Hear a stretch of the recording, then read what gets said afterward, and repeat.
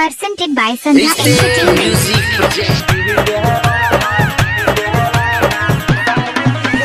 DJ Kundanraj, Sidhi.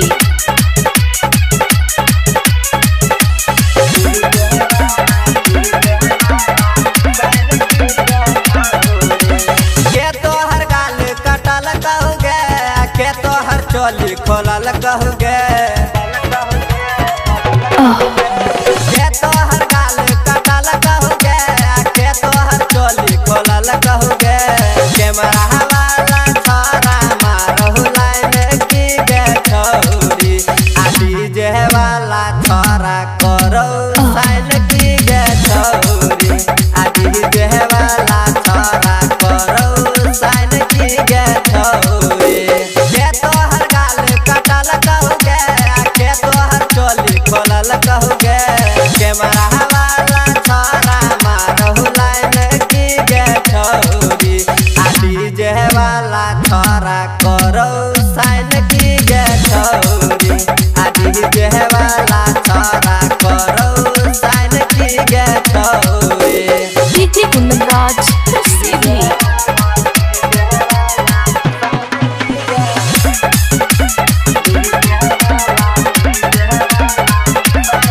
Presented by Sandhya Entertainment. तोहर होठ चुसल को के तोहर ढोरी, आ ढोरी के नीचे के गए कैल चौके गहिर। के तोहर होठ चुसल को के तोहर ढोरी, आ ढोरी के नीचे के गए कैल चौके गहिर। आ टोले टोले हाला भेल चौकी गे छौरी, आ डीजे वाला करो की गे साइन है गे छौरी, आ डीजे वाला करो की गे साइन है गे छौरी। DJ Kundanraj, Sidhi.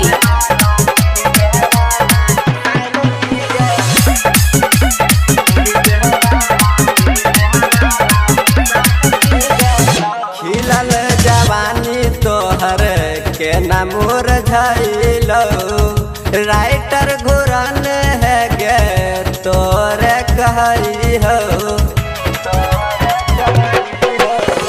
खिलल जवानी तोहर के नमूर झैलो, पप्पू परदेसी है गे सब जानई हो। के कहरा से बात करई छी छौरी, आ डीजे वाला करो की गे साइन है गे छौरी, आ डीजे वाला करो की गे साइन है गे छौरी। यदि आप चाहते हैं संध्या एंटरटेनमेंट के सभी ऑडियो वीडियो देखें तो चैनल को सब्सक्राइब जरूर करें और बेल आइकन को दबाना ना भूलें।